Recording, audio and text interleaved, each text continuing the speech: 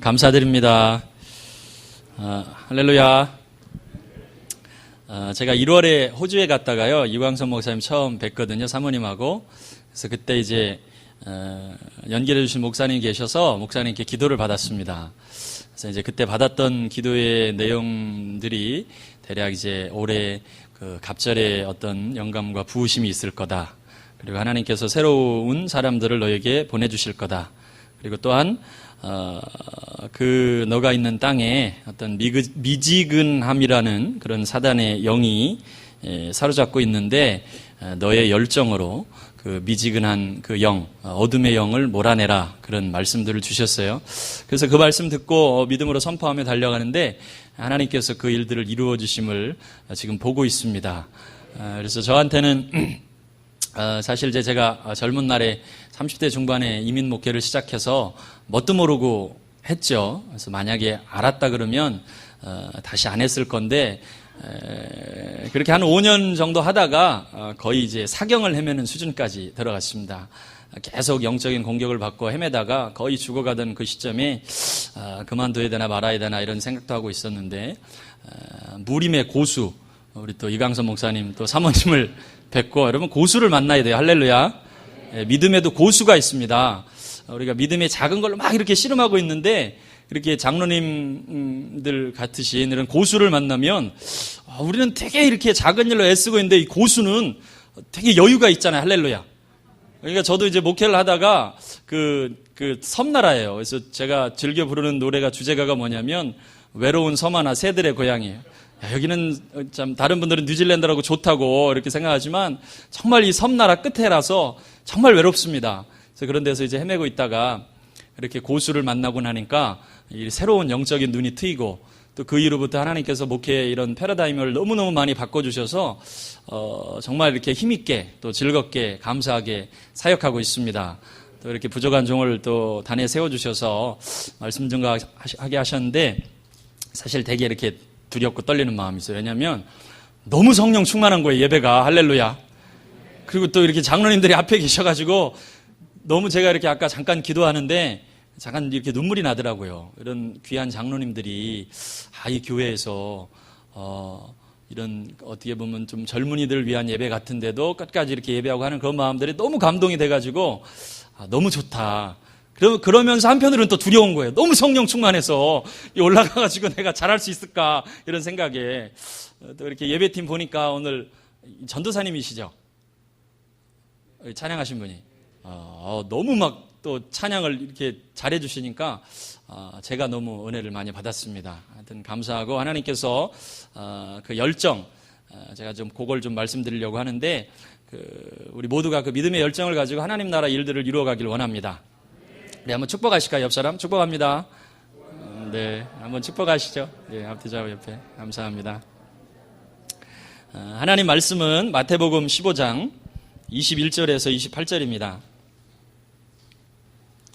제가 봉독하겠습니다. 예수께서 거기서 나가사 두로와 시돈 지방으로 들어가시니 가나안 여자 하나가 그 지경에서 나와서 소리질러 이르되, 주 다윗의 자손이여 나를 불쌍히 여기소서, 내 딸이 흉악하게 귀신 들렸나이다 하되, 예수는 한 말씀도 대답지 아니하시니 제자들이 와서 청하여 말하되, 그 여자가 우리 뒤에서 소리를 지르오니 그를 보내소서. 예수께서 대답하여 이르시되, 나는 이스라엘 집에 잃어버린 양 외에는 다른 데로 보내심을 받지 아니하였노라 하시니, 여자가 와서 예수께 절하며 이르되, 주여 저를 도우소서. 대답하여 이르시되, 자녀의 떡을 취하여 개들에게 던짐이 마땅치 아니하니라. 여자가 이르되, 주여 올소이다마는 개들도 제 주인의 상에서 떨어지는 부스러기를 먹나이다 하니, 이에 예수께서 대답하여 이르시되, 여자여 내 믿음이 크도다. 내 소원대로 되리라 하시니 그때로부터 그의 딸이 나으니라. 아멘. 28절 말씀 같이 한번 읽겠습니다. 시작. 이에 예수께서 대답하여 이르시되, 여자야 내 믿음이 크도다. 내 소원대로 되리라 하시니 그때로부터. 아멘. 하나님이 기뻐하시는 건요, 예배입니다. 아멘. 하나님 예배를 너무너무 기뻐하셔요. 제가 이제 헤매다가 땅을 이제 떠나려고 폼을 좀 잡다가 하나님이 이제 못 가게 하셔가지고 이제 생각을 바꿨는데 계속 기도했던 게 뭐냐면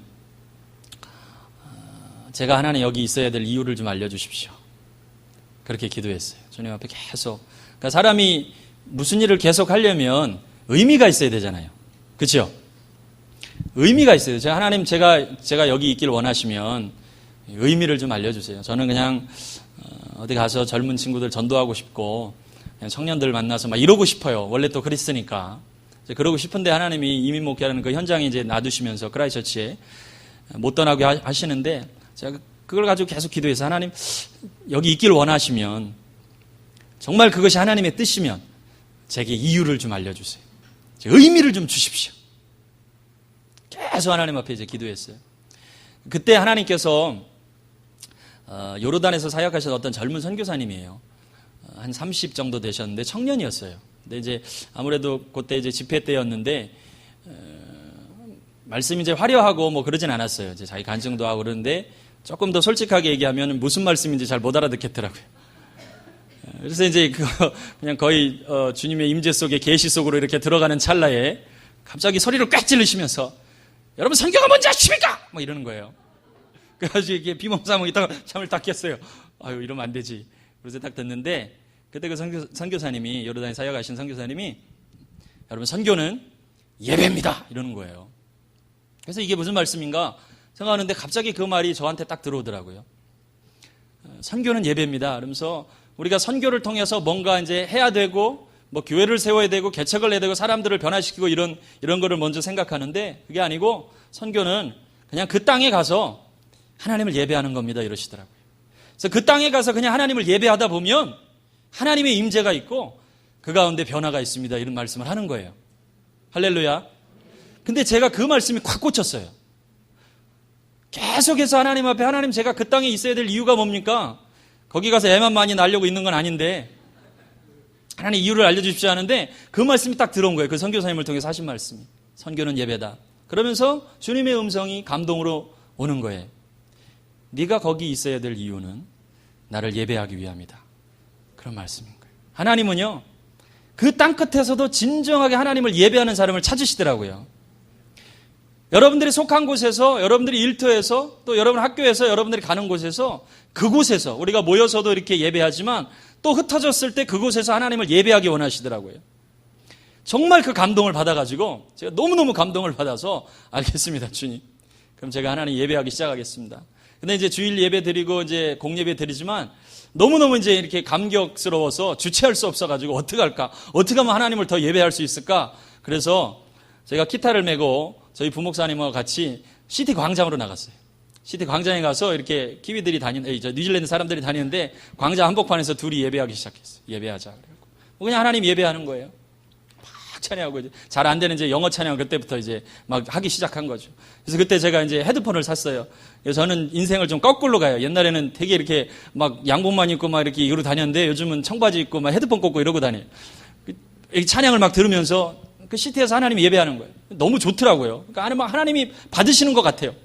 그래갖고 한 번 예배로 이제 만족이 안 돼서 우리 부목사님한테 우리 더 나가자.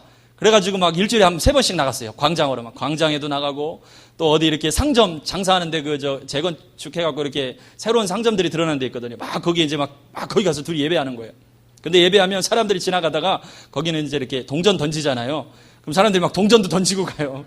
우리는 필요 없다 그러는데도 막 던지고 가요. 그렇게 계속 예배하는데 하나님 그 예배를 통해서 저의 영을 살리시더라고요. 할렐루야. 여러분 예배가 축복이고 예배가 우리의 생명입니다. 믿으십니까? 그래서 이렇게 오후까지 늦게까지 예배하는 건요. 여러분 축복인 줄 믿습니다. 얼마나 예배가 좋은지요. 그래서 성경에 이제 예배를 이렇게 묵상하고 그러니까 하나님이 예배에 대한 마음을 막 풀어주세요. 정말 놀라운 예배자들이 있어요. 근데 이제 우리가 예배한다 그렇게 생각하면 뭐 이렇게 악기도 생각하고 또 이렇게 찬양 성가대도 생각하고 이렇게 사람들도 생각하는데 여러분 그렇지 않아요. 성경에서 나타난 진짜 놀라운 예배는요. 어디에 나타나 있냐면 감옥에 있어요. 바울과 실라가 사도행전 16장에 둘이 예배하잖아요. 할렐루야. 그러니까 예배는 혼자서도 할 수 있지만 둘이 해도 충분해요. 그죠? 둘이 해도 충분해요. 바울과 실라가 빌립보에서 열심히 복음을 전하다가 귀신 들린 사람이 나갔어요. 그런데 이 귀신 들린 종이 나갔더니 이것으로 하나님 앞에 상을 받은 게 아니라 자기의 유익이 끊긴 걸 알고서 고발을 해버렸어요. 그래서 바울과 실라가 하나님의 일을 한 것 때문에 감옥에 들어가게 됐습니다. 그러니까 다른 일을 한 게 아니고 하나님의 일을 하다가 감옥에 들어갔어요. 매를 실컷 맞고 그래갖고 피투성이가 돼서 이제 그 고통스러운 지하 감옥 속에 이렇게 있게 됐어요. 두 사람이, 바울과 실라가. 이쯤 되면요, 아무리 목회자라 그래도 원망이 나옵니다. 하나님 어찌 이럴 수 있습니까? 내가 이렇게 하나님 앞에 충성했는데, 뭐 저도 그랬거든요. 하나님 젊은 목사가 그래도 열심히 말이야 복음 전하고 막 이렇게 해가지고 이민 목회 제가 개척했거든요. 개척해가지고 이렇게 하면 하나님 도와주셔야 되는 거 아닙니까? 하나님 저에게 막 축복의 역사가 있어야 되는 거 아닙니까? 그런데 열심히 했는데 들은 소리가 뭐냐면 우리 목사님 사랑이 없대요. 주여 어떡합니까? 내가 사랑이 없다니. 주여 이럴 점. 저 사랑 많았거든요. 할렐루야. 사랑이 없대요. 주님 어찌 이럴 수 있어요? 열심히 주의 일하고 말이에요. 주님 복음 전하고 그것도 능력이 나타났잖아요. 귀신도 막 나갔잖아요. 그런데 매를 맞고 감옥에 있는데 이쯤 되면요 목회자도 실망스러워요. 그 안에 참 이렇게 속상해요. 그런데 그곳에서 바울은 신라는 실망하지 않고 하나님을 예배했어요. 하나님을 찬송하고 하나님께 기도했어요. 바울과 신라가 두 사람이. 그런데 두 사람이 모이면요, 우리 두 사람만 모여도 이렇게 당이 갈리잖아요. 보통 분위기가 이제 한 사람이 막 매를 맞고 찬송을 하면 내 영혼이 은총 입어. 그러면 옆 사람이 시끄러워요. 이런다고요 분위기가. 아니 당신은 지금 상황이 막 이러면서 막 옆 사람은 원망하게 돼 있어요. 그죠? 할렐루야. 옆 사람 툭 치는 사람들 범인이에요. 집에서 막 아내가 막 이제 하나님 은혜 받아가지고 여보 막 이러면서 막 감사하고 막 하려고 그러는데 정신 차릴 사람아 막 이러는 거예요. 하나님 예배하려고. 두 사람 모여도 그렇게 돼 있어요. 그런데 이 바울과 실라는요 그 감옥에서 예배하는 거예요. 아픈 상태에서, 피를 흘리는 상태에서, 너무 고통스럽고 마음도 힘든데 하나님을 예배하는 거예요. 하나님 찬송하는 거죠. 여러분 그 다음에 어떤 스토리가 있었는지 아시죠? 둘이 예배하기 시작했더니 뭐 거기는 반주도 없고 찬양팀도 없고 아무도 없어요. 둘이 예배하기 시작했는데 하나님께서 그 땅을 흔드세요. 할렐루야. 그 땅을 흔드시는 거예요. 그들이 머문 자리를 흔드세요. 그들이 머문 곳에 하나님의 임재의 역사가 있어요. 그랬더니 옥문이 열리고 창고가 풀려요. 할렐루야. 그 다음에 이 예배로 시작해서 그 다음에 어떤 역사가 있냐면 그 유명한 말씀이 거기에 나오는 거예요. 주 예수를 믿으라. 그리하면 너와 내 집이 구원을 얻으리라. 그래서 간수와 그 가족이 구원받는 역사가 있었습니다. 예배를 통해서 이 역사가 일어나는 거예요. 아멘. 근데 그 예배는 화려하고 꼭 막 그런 예배가 아니에요. 단 두 사람이라 할지라도 정말 하나님을 사랑하며 감사하며 예배하기 시작할 때, 그러니까 두 사람 되니까 딱 감이 오시죠. 그러니까 부부만 있어도 충분한 거예요. 엄마하고 딸만 있어도 충분한 거예요. 할렐루야. 두 사람만 있어도 예배할 수 있어요. 그 두 사람이 불평하고 원망하는 것이 아니라 머문 그 자리에서 하나님을 예배하기 시작할 때 하나님은 그 땅을 흔드세요. 그래갖고 저희 부목사님 제가 목소리가 좀 큰데 저보다 목소리가 더 커요.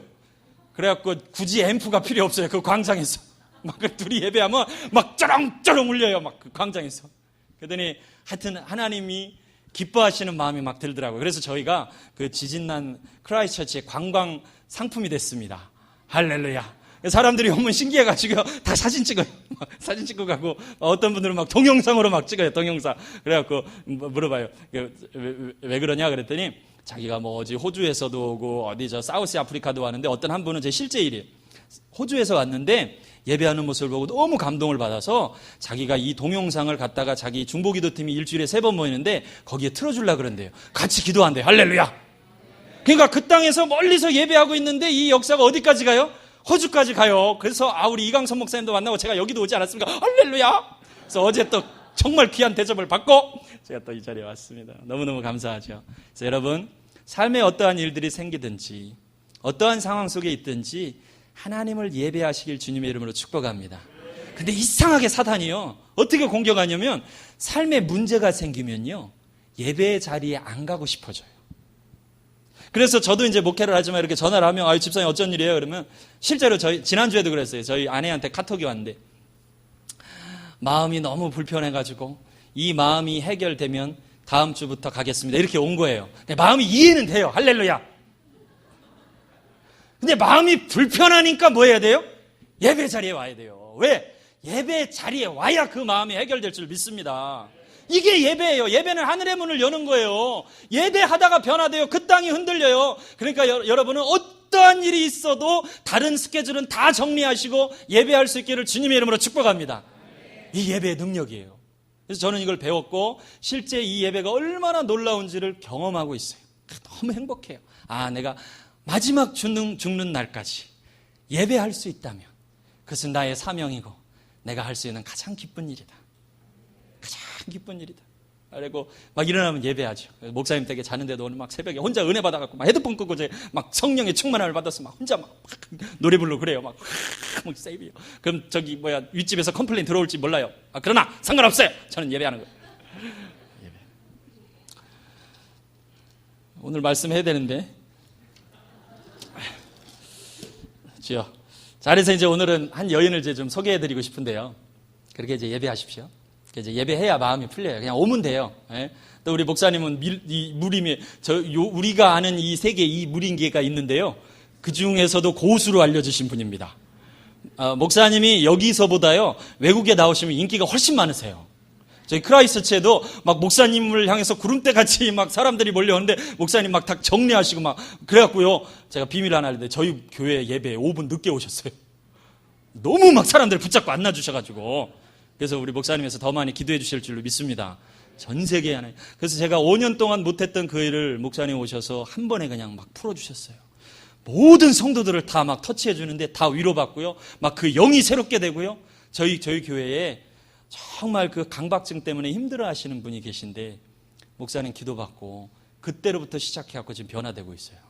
할렐루야. 얼마나 심하셨냐면 정말 당신이 하시는 말씀이 자기는 지옥에 갈 수 없대요. 왜냐하면 이 강박증의 고통이 지옥의 고통인 거예요. 너무너무 심한 거예요. 약을 써도 안 듣는 거예요. 그래서 전에는 교회도 못 오셨어요. 한동안은 너무 심해져가지고. 그러니까 아예 움직이지를 못하는 거예요. 그러니까 아내도 교회를 못 와요. 왜? 이 남편이 잘못된 선택을 할까봐. 옆에서 24시간 대기해야 될 정도 그렇게 힘들었던 분이에요. 우리가 계속 기도하고 하나님 사람 보내주시기로 기도하고 막 그러는데 우리 목사님 오셔서 기도해 주시고 그러니까 잘 못 만지죠. 악수도 못하고 막 그게 힘드니까. 근데 목사님 기도해 주시고 축복해 주시고 하니까 그때부터 막 변화돼 갔고요. 부활주일날 성찬식 하는데 오늘 저희도 성찬식 했잖아요. 제가 이렇게 성찬 이렇게 들고 있는데 나오셔가지고 그 잔을 들고 부들부들 떨면서 이걸 마시는 거예요. 얼마나 감사한지. 할렐루야. 감사합니다. 우리 목사님이 이런 사역을 하시는 분이 할렐루야. 에? 우리 목사님. 무림계의 고수로 정평나십니다. 그런데 제가 목사님만 고수인 줄 알았는데 이 고수를 잡는 분이 계세요. 우리 사모님. 그러니까 고수 위에 고수죠. 우리 사모님은. 정말 대단한 분들을 제가 만났어요. 너무너무 감사해요. 자, 여인을 한 분 소개시켜 드리려고 그러는데 성경에 제가 열정이라 그랬잖아요. 우리 목사님 기도해 주실 때 너의 열정이 그 땅에 미지근함의 영을 몰아낼 것이다라고 선포해 주셨거든요. 그래서 제가 열정에 대해서 이제 묵상하는데 그 열정을 어디서 배울 수 있을까? 정말 그 열정하면 성경에서 표본이 되는 사람이 누굴까? 제가 생각해 보니까 오늘 본문의 가나안 여인입니다. 가나안 여인인지 한번 보시면요. 이 여인이 아픔이 있었어요. 가나안 여자가 자기 딸이 흉악하게 귀신 들린 거예요. 너무 큰 아픔이죠. 그래서 그 아픔을 가지고 예수님 앞에 나왔어요. 하는 말씀이 내 딸이 흉악히 귀신 들렸나이다. 이렇게 이제 주님 앞에 나와서 얘기를 해요. 나를 불쌍히 여기소서 내 딸이 흉악하게 귀신 들렸나이다. 근데 말씀이 아주 특별하게 기록을 해요. 23절 말씀을 보시니까 예수는 한 말씀도 대답지 아니하시니 이렇게 되어 있어요. 보통 우리가 알기로 성경의 예수님은요 이런 분이 아니에요. 그죠? 예수님은 가난하고 병들고 소외되고 귀신 들린 자를 남들이 돌아보지 않아도 찾아가시는 분이에요. 그래서 그들을 만져주시고 내가 내 집에 가야 되겠다 고쳐주시고 새롭게 하시는 분이에요. 그래서 예수님은 우리 주님은 이 약한 자들이 기도하기를 기다리시는 분이에요. 부르짖기를 기다리시는 분이에요. 이게 우리가 예수님의 성품, 예수님 사랑 많으신 분이에요. 다른 어떤 성경을 봐도 그렇죠. 그런데 특별하게 오늘 본문의 말씀에는 예수님이 한 말씀도 대답지 아니하시니라 이랬어요. 침묵하시는 거죠. 한 말씀도 대답지 않으실 때 주님이 이 여인의 소리를 들으셨을까요? 못 들으셨을까요? 들으셨죠. 근데 더 중요한 것은 예수님이 일부러 두로와 시돈 지방으로 가셔요. 주님이 성령으로 충만하신 분인데 두로와 시돈 지방으로 가실 때 이 여인을 만나게 될 것이라는 것을 영적으로 아실까요, 모르실까요? 아시겠죠. 예수님 이유가 있으셔 가신 거예요. 이 지역에 가신 것은 이 여인을 마음에 두고 가신 거예요. 그렇죠? 그 여인에게 주님의 마음이 있으세요. 내가 이 여인을 만나서 그 여인의 아픔도 고쳐주고 새롭게 할 거다, 자유케 할 거다, 이런 마음도 가지고 계세요. 왜냐하면 삭개오를 봐도 삭개오야, 내가 내 집에 유하여야 되겠다. 그러고서 예수님은 그냥 찾아가시잖아요. 그러니까 많은 사람들이 있어도 지금 예수님의 마음이 삭개오에게 있는 거예요. 그러니까 두로와 시돈 지방으로 가실 때는 분명히 예수님이 이 여인에 대한 마음이 있으세요. 그리고 뒤에서 이 여인이 부르짖을 때 그냥 부르짖지 않았어요. 엄청나게 부르짖은 거예요.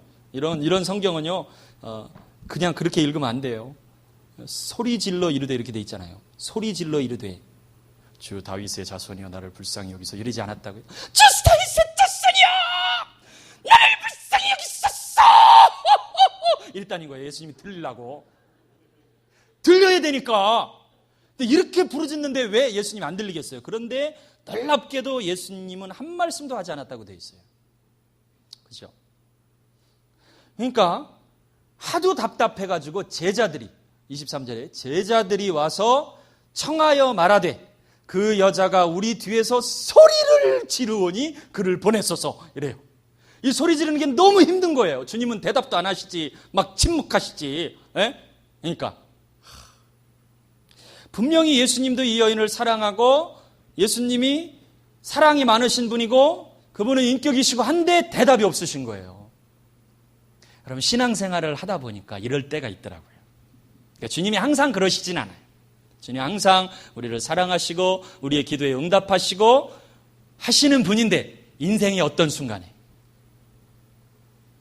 정말 지금 내 딸이 흉악히 귀신 들릴 만큼 나한테 너무너무 절박하고 중요한 일인데 주님이 다른 때는 몰라도 지금은 꼭 응답해 주셔야 될 상황인데 인생의 어떤 순간에 주님이 침묵하실 때가 있어요. 여러분 그런 경험이 있으십니까? 여긴 너무 성령 충만하니까 안 그러시죠? 저는 그러더라고요. 주님이 다 잘 응답해 주셨어요. 잘 이렇게 잘 가고 아멘 막 해주면 막 제가 개척해갖고 온 순간도요. 막 순간순간 막 기도 응답해요. 막 했는데 근데 인생의 어떤 순간에 정말 내가 간절히 하나님 앞에 바라고 간절히 기도하는데 분명히 내가 주님이 응답하실 것도 아는데 근데 그때 침묵하시는 거예요. 그때 고민이 되죠. 근데 우리가 이제 이 스토리를 잘 알잖아요. 그러니까 혹시라도 여러분들의 신앙생활 가운데 그런 순간이 있으면 이렇게 아시면 돼요. 같이 한번 따라 하실까요? 이유가 있다. 아멘이십니까? 네. 이유가 있어요. 그 사람에게서 무언가 끌어내려고 하시는 거예요. 나보다 나를 더 잘 아시는 주님이, 나보다 우리 교회를 더 잘 아시는 주님이, 나보다 내 자녀를 더 잘 아시는 주님이 나의 그 상황 속에서 무엇인가 만들어내시기 위해서 침묵하시는 거예요. 할렐루야. 여러분들은 믿음이 있으신 분이기 때문에 그 순간에 그 열정을 잃어버리지 말고 포기하지 않는 하나님의 사람들이 되시기를 주님의 이름으로 축복합니다. 근데 이 여인은요 포기하잖아요. 그러니까 더 소리 지르는 거야.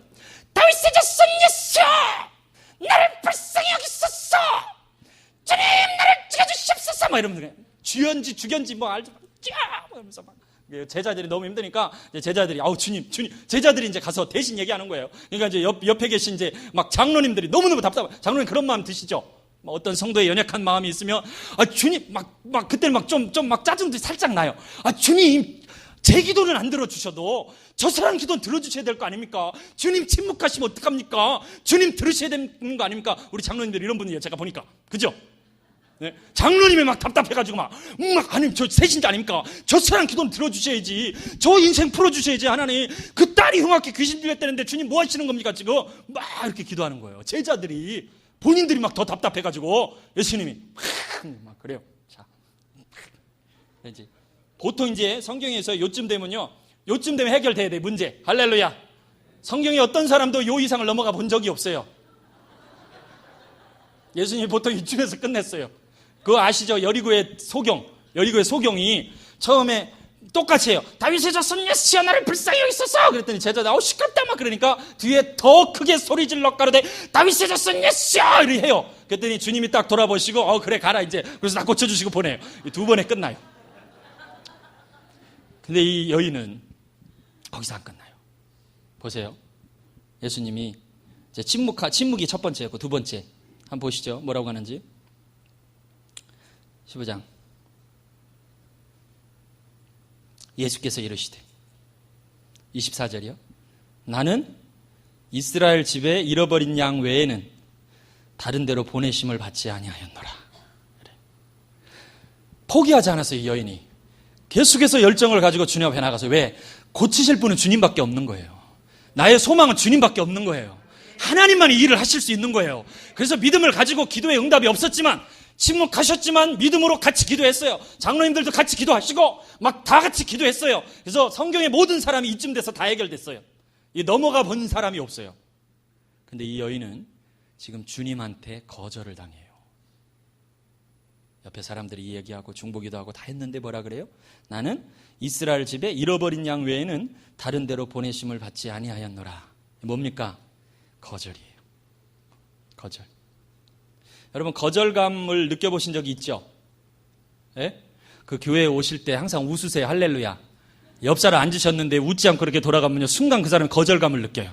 내가 앉은 게 싫은가 막 이러면서 자 한번 활짝 한번 환영의 웃음을 한번 지어주시기 바랍니다. 이렇게 인사하셔야 돼. 인사할 때도 장로님들도 하시고 우리 성도님들도 한번 하시고 내 옆에 앉아줘서 고마워요. 이렇게 한번 얘기해 주세요. 빨리. 네.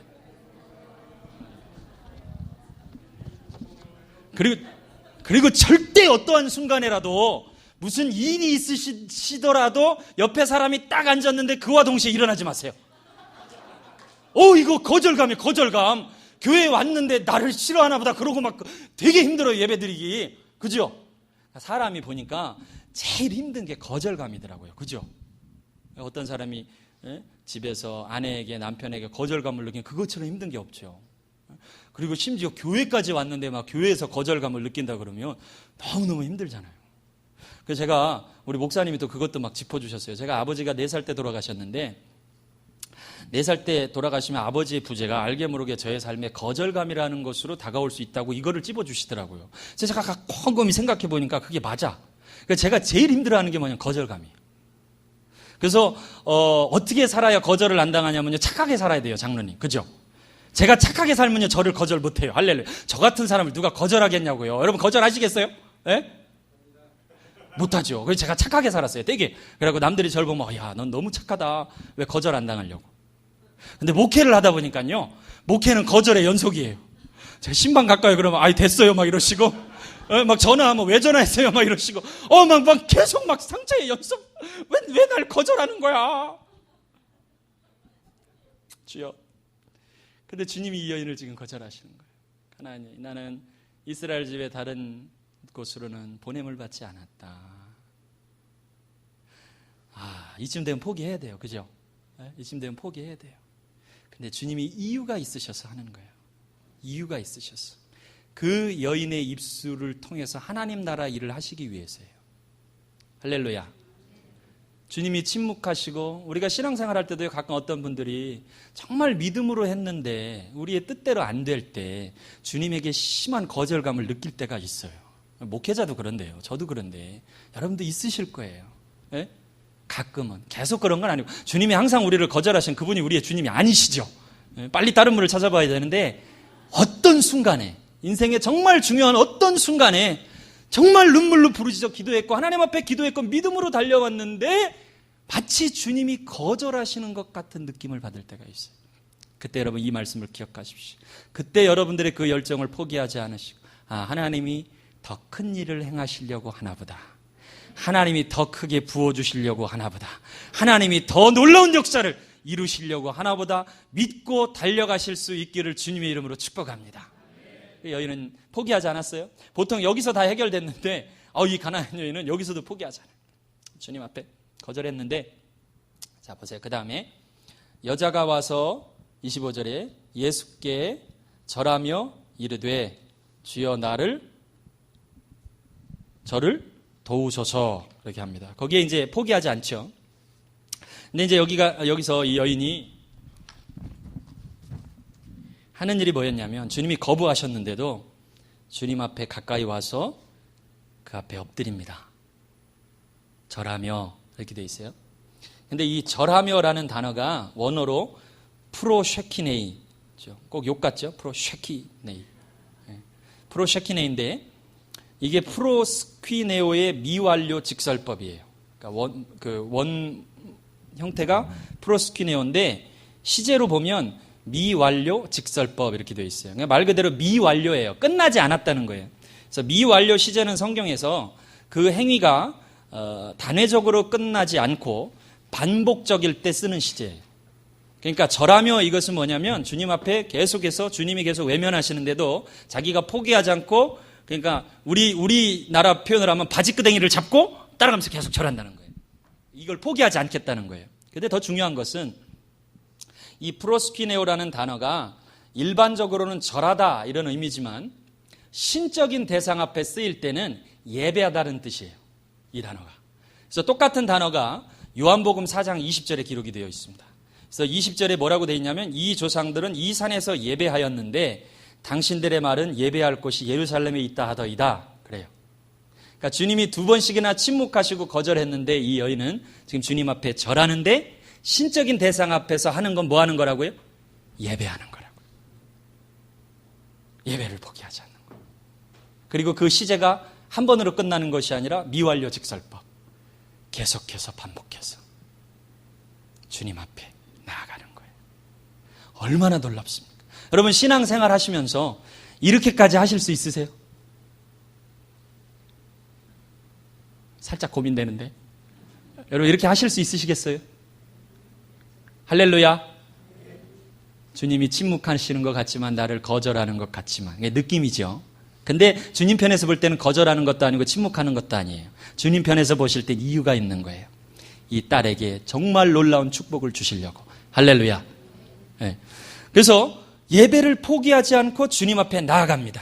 이 여인은 장애물을 만났어요. 거절감을 느꼈어요. 그런데 그 어려운 난관을 넘어서 다시 주님 앞에 주님 발 앞에 엎드리는 거예요. 주님 발 앞에 엎드려서 예배하기 시작하는 거예요. 이처럼 예배가 놀라운 하늘의 비밀을 풀어낼 줄로 믿습니다. 주님이 보시고 감동하기 시작하는 어머나 세상에 여기 이렇게 놀라운 하나님의 사람들이 있다 이 말이야. 할렐루야. 하나님을 참되게 예배하는 사람 얼마나 놀라우시. 그러니까 주님도 놀라시는 거예요. 이런 여인을 보면. 에? 주님을 놀랍게 하시는 예수 세계교회 성도님들이 되시기를 바랍니다. 그런 예배자. 할렐루야. 아멘. 우리 장로님들 얼마나 멋지세요. 이런 장로님들을 보면 우리 젊은이들이 예배를 안 할 수가 없어요. 할렐루야. 요거는요, 요런 찬양들은 보니까 저하고도 맞는데 앞에 두 곡은 저도 약간 좀 따라가기 힘든 스타일이야. 근데 우리 장로님들은 막 잘 따라 하시더라고. 신세대인 줄 믿습니다. 얼마나 귀하세요. 그러니까 이런 예배자가 있으니까 줄줄이 앞으로 예배자들이 다 나오는 거예요. 이 교회를 통해서. 할렐루야. 그런 엄마 아빠가 예배자가 돼야지. 조금만 뭐 하면 막 야 힘들어. 엄마 마음이 복잡해. 야 너가 아버지하고 싸웠어. 나는 오늘 교회 안 갈란다. 막 이러면 그 아이들이 예배를 배우겠습니까? 세상에. 싸우면서까지 교회 오면 집에 갈 때는 화해하고 돌아갈 줄 믿습니다. 그러면 자녀들이 어떻게 생각하겠어요? 우리 엄마 아빠는 아무리 힘든 일이 있어도 예배를 포기하지 않는다. 그래갖고 그 자녀들이 예배하는 자녀들이 될 거 아닙니까? 그래야 되는 거예요. 그래야. 할렐루야. 이 여인처럼 포기하지 않고 예배하는 거예요. 그래서 이 열정은요 다른 데서 보이는 게 아니에요. 열정은 예배를 어떻게 드리냐 보면 알 수 있어요.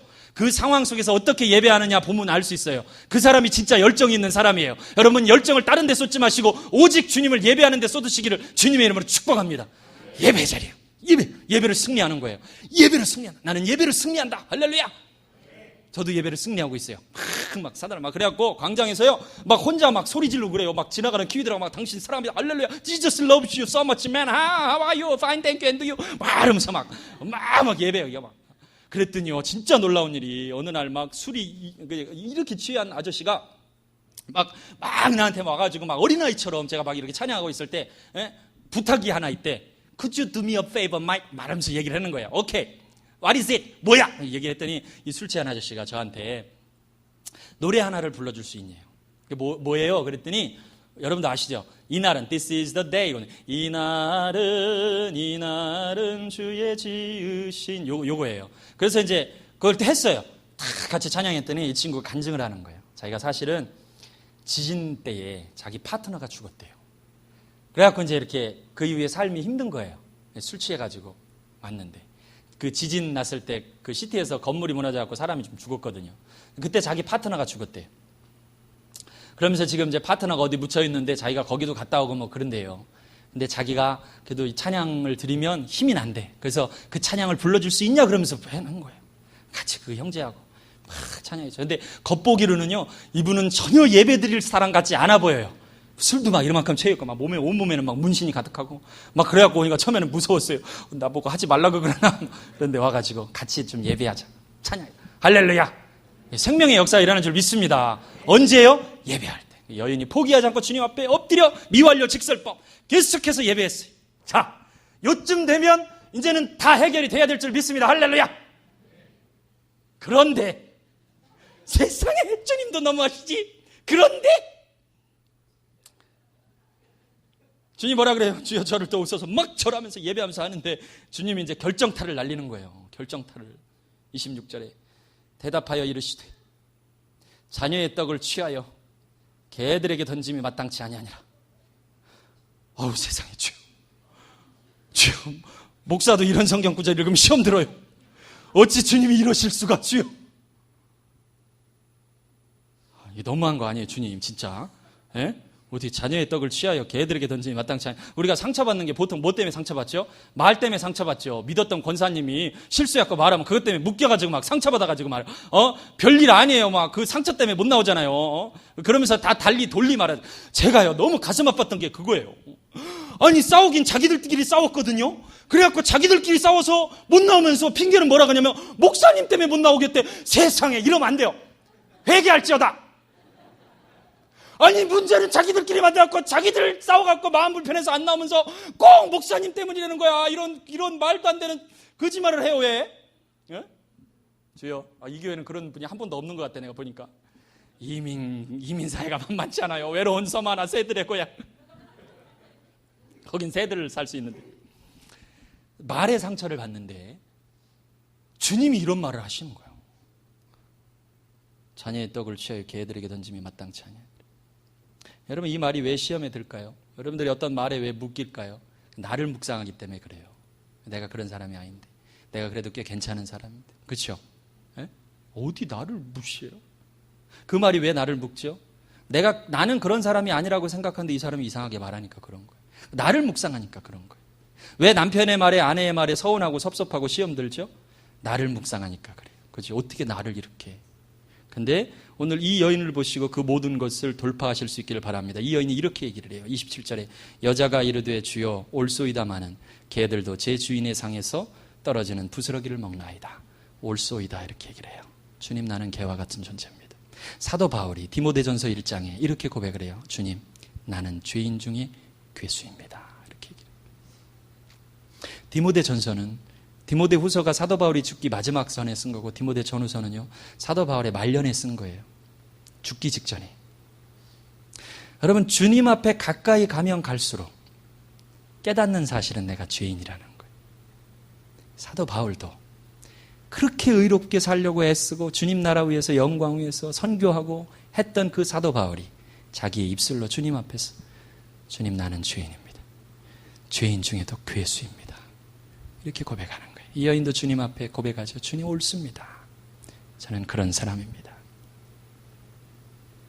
이 사람은요 어떤 말에도 시험에 들지 않아요. 할렐루야. 그리고 이 사람이 주님의 모든 은혜를 받아 누리는 사람이 될 줄로 믿습니다.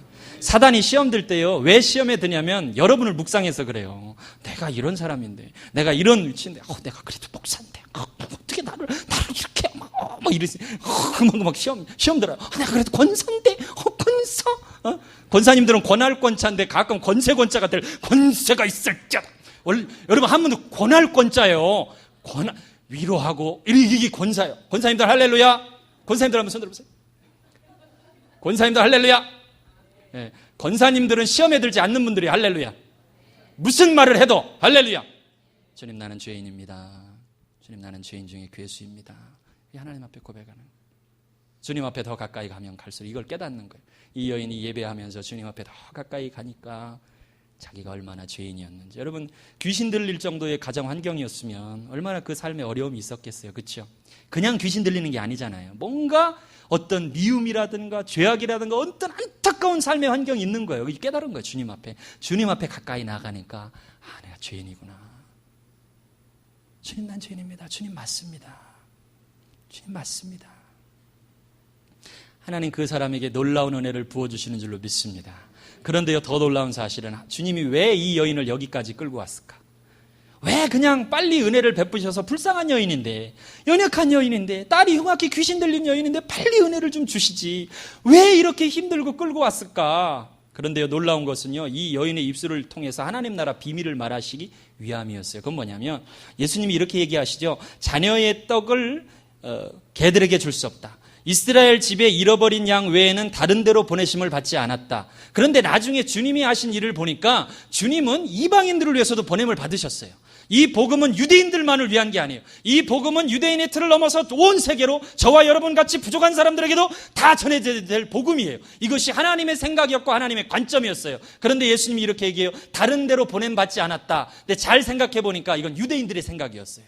유대인의 관점이었어요. 지금 예수님도 유대인들의 생각으로 얘기하는 거예요. 듣는 사람들이. 이것이 일반적으로 생각하는 생각이에요. 지금 유대인들에게만 복음의 역사가 있어요. 그런데 그 하나님의 비밀, 앞으로 하나님께서 행하실 하나님 나라의 일들을 누구의 입술을 통해서 말하게 하냐면 아무도 주목하지 않았던, 아무도 귀히 여기지 않았던 낮고 미천한 그 딸이 흉악히 귀신 들린 이 여인을 통해서, 이 여인이 예배하는 것을 포기하지 않을 때, 이 여인이 그 믿음을 포기하지 않을 때, 이 여인이 하나님 앞에 나아가는 것을 포기하지 않을 때, 이 여인이 끝까지 주님만 붙잡고 주님 앞에 나아가면서 주님, 내가 죄인입니다, 죄인 중에 괴이십니다 라고 인정하며 나아갈 때 그 여인을 통해서 그 어떤 유대인들에게도 행하지 않았던 하나님 나라의 비밀을 이 여인의 입술을 통해서 풀어낸 줄로 믿습니다. 여러분, 이 사실을 믿고 주님이 때로 침묵하실 때 나를 통해서 하나님 나라 일을 하시겠구나. 할렐루야. 우리 교회를 통해서 하나님 나라 일을 하시겠구나. 믿고 끝까지 그 열정을 포기하지 않고 달려가는 분들이 되시기를 바랍니다. 주님이 감동하십니다. 세상에, 어머나 세상에. 여러분, 제가요, 우리 목사님 만나고요, 오늘 낮에도 말씀하셨잖아요. 전 목사는 좀 가난하게만 살아야 되는 줄 알았거든요. 할렐루야. 그렇다고 뭐 제가 무슨 돈을 벌 일이 있는 건 그런 건 아니지만, 막 이런 것도 풀어주시더라고요. 할렐루야. 그래서 무림의 고수를 만났더니 막, 영적으로도 풀릴 뿐만 아니라 막 그냥 육간의 강건함이 일어난 줄 믿습니다. 하나님 풀으세요. 그죠?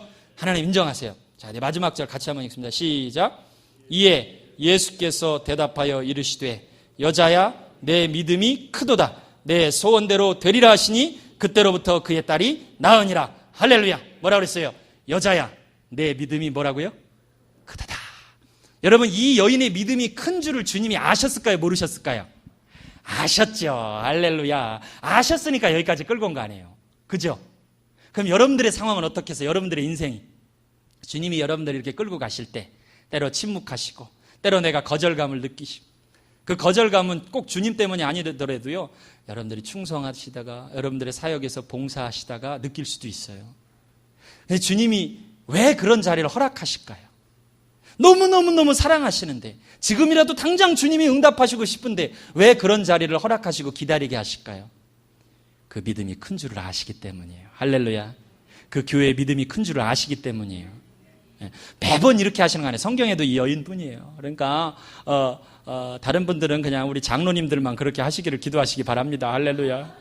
다 그렇게 하시는 건 아니에요. 어떤 분은 그냥 2번 얘기하면 한 방 해결하시고, 어떤 분은 원하지도 않았는데 자기가, 주님이 막 당신이 찾아가셔서 막 고쳐주시고 이래요. 그런데 정말 그 중에서 그 믿음을 드러내고 싶은 사람이 있어요. 그래서 사람들에게 이 여인의 믿음을 드러내는 거예요. 이 여인이 이렇게 믿음이 크다. 이 교회의 이 권사님의 믿음이 이렇게 크다. 이렇게 크다. 봐라. 그걸 드러내시려고. 할렐루야. 이 청년의 믿음이 이렇게 크다. 지금 예배할 수 없는 상황인데도 이 딸이 예배하는 걸 봐라. 이 믿음이 이렇게 크다. 드러내시려고. 그리고 반드시 하나님께서 역사하시는, 내 믿음이 크도다. 그리고 그 시로 그 딸이 나으니라. 회복되고 치유되고 하나님이 부으시고 푸시고 하는 놀라운 역사들이 일어날 줄로 믿습니다. 할렐루야. 여러분들 자신을 위해서도 기도해 주시고 같이 한번 기도할까요? 혹시라도 주변에 여러분들이 기도하는 분 중에 주님 정말 저의 삶에 놀라운 역사가 일어났으면 좋겠는데 애통하고 있고 신음하고 있고 주님 앞에 눈물을 흘리고 있는 지체가 있다면 그들을 위해서 우리 같이 한번 중보하면서 기도하시죠. 주님, 이유가 있습니다. 인내할 것입니다. 그 열정이 사그라들지 않게 하소서. 하나님, 끝까지 예배의 자리를 지킬 수 있게 하여 주시고 그리고 예배로 승리하게 하옵소서. 이 여인은 알았어요. 오직 주님만이 내 인생의 문제, 모든 것을 해결할 수 있다는 것을 알았기 때문에 이 자매는 포기하지 않았습니다. 주님, 우리도 포기하지 않을 겁니다. 내 자녀를 위해서 포기하지 않을 것이고 아직 주님을 알지 못하는 내 사랑하는 지체를 포기하지 않을 겁니다. 주님 반드시 부르실 겁니다. 주님 반드시 역사하실 것입니다. 하나님, 우리가 우리의 열정을 포기하지 않게 하시옵소서. 우리의 다음 세대를 포기하지 않게 하시옵소서. 하나님, 이 죽어가는 영혼을 포기하지 않게 하시고 하나님, 때로 많은 사람들이 죄악으로 치우치는 이 땅을, 이 도시를 포기하지 않게 하시옵소서. 주님 앞에 더 무릎으로 나아가겠습니다. 주님 앞에 더 간절히 기도하며 나아가겠습니다.